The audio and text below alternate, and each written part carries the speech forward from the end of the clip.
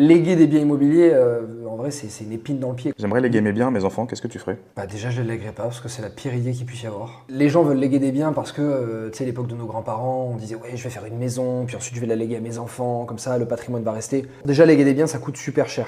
C'est beaucoup plus taxé qu'une assurance vie, par exemple. Donc déjà, tu vas payer beaucoup de droits de succession, ou ton enfant va payer beaucoup de droits de succession pour pouvoir récupérer le bien. Ensuite, souvent quand tu lègues des biens, les enfants vont se retrouver en indivision entre eux, c'est-à-dire qu'ils vont être plusieurs propriétaires, plusieurs enfants, voire même avec des cousins, propriétaires de biens immobiliers. Et là, tu peux être sûr qu'ils vont se prendre la tête. L'autre chose aussi, c'est que souvent, on veut léguer du patrimoine parce que ça nous tient à cœur. Par exemple, c'est la maison de papy qu'il a fait de ses mains, qu'il veut léguer aux enfants. Donc des fois, on se retrouve dans une situation où les héritiers ont reçu la maison de papy qu'ils voulaient garder. Donc émotionnellement, ils sont attachés, mais ils sont obligés de la vendre parce qu'ils n'ont pas les moyens de payer la succession ou de payer l'entretien. Souvent, ils la vendent plus vite que ce qu'ils devraient la vendre parce qu'ils sont pressés de payer les droits.